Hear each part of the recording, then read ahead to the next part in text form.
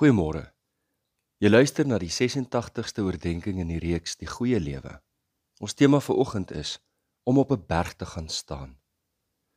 Ons staan nou na die einde toe van die boek The Good Life, geskryf deur Robert Waldinger en Mark Schulz. Daar is nog 'n paar sake om te bedink voordat ons op 'n manier die reeks saamgevat kry. Die gedagte wat ek gister geopper het, naamlik om 'n langtermynperspektief op my lewe te verkry, neem ons vanmôre verder. Die Harvard-studie bied aan ons wat dit aan die deelnemers daaraan nie kon bied nie. En dit is om op 'n berg te gaan staan en iemand se hele lewe te kan sien afspeel.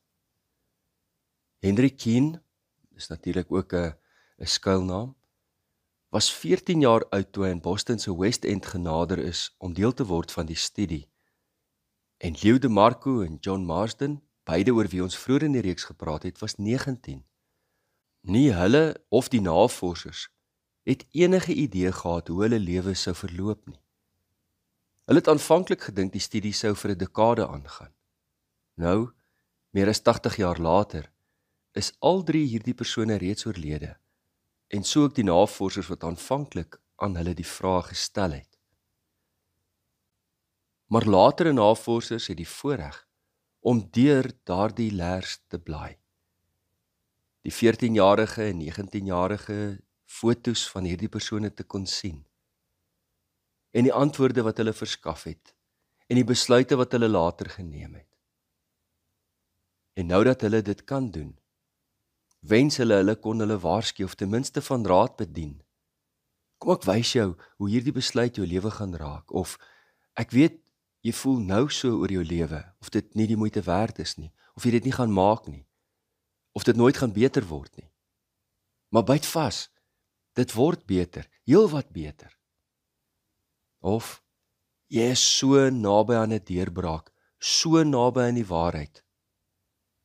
Maar helaas het niemand die kennis of insig gehad 80 jaar gelede, wat nou beskikbaar is nie. Uiteindelik gaan hierdie boek nie oor my of jou lewe nie. Dis nie so spesifiek nie. Maar ek en jy weet nou wat hierdie studie bevind het, die langdurigste studie wat ooit oor 'n groot groep mense se lewens gedoen het, oor hulle welstand, hulle wel en wee oor 'n hele leeftyd lank. Die bevinding dat geld en goed die lewe makliker en geriefliker kan maak, maar dat geld en status geen permanente geluk kan bring nie. Opfladderings in gemoed, ja. 'n lewe van gemak, sekerlik. Van die gelukkigste deelnemers aan die studie het dit egter nie breed gehad nie. Het nooit hulle hoogste doelwitte bereik nie. Hulle het nie duur karre en in reusagtige huise gebly nie. Maar hulle het geleef, liefgehad.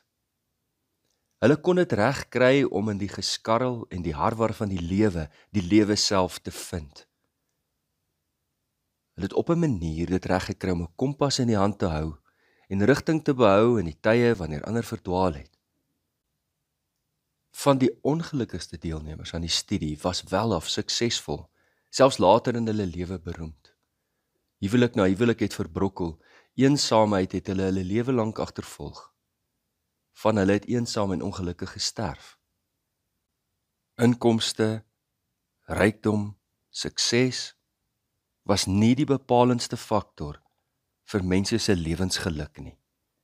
Natuurlik was daar ook die ongelukkige armes en die onbekendes, en die gelukkige welaf en die suksesvolles. Maar diegene wat waarlik die lewe gesmaak het, was diegene wat gesonde verhoudings gekoester het.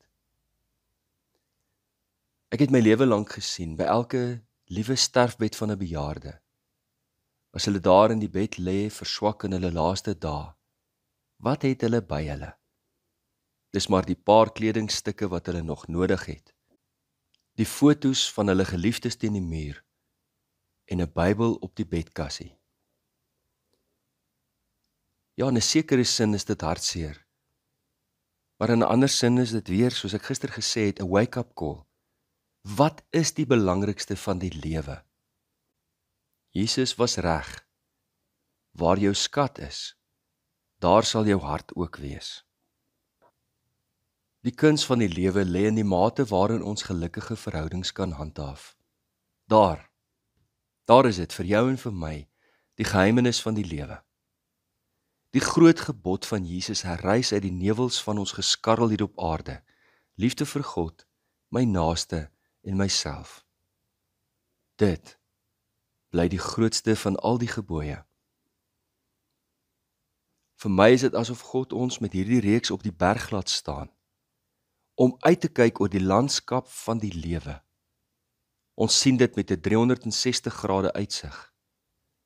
Wat help dit 'n mens tog? Vra Jesus in Markus 8 vers 36. Om die hele wêreld as wins te verkry en sy lewe te verloor. Kom ons bid saam. Hemelse Vader, ons vra dat U ons sal vul met U Heilige Gees, dat ons die vrug van die Gees in ons lewe sal bly beoefen, om lief te hê, om blymoedig te leef, om vrede te maak, geduldig te bly, vriendelik te wees, goedhartig, getrou, sagmoedig en met selfbeheersing op te tree. Ek weet dat ek aan Christus Jesus behoort, en ek kruisig my hartstogte en my begeertes wat nie in pas is met U Heilige Gees nie. Help my om nie verwaand te wees, ander uit te tart of jaloers te wees nie, maar help my om in 'n gees van sagmoedigheid ander reg te help. Deurgrond my siel, o Heer, dat ek ook myself blywend ondersoek en my hart voortdurend tot U bekeer. Dit bid ons in Jesus naam. Amen. Liefde en 'n geseënde dag verder.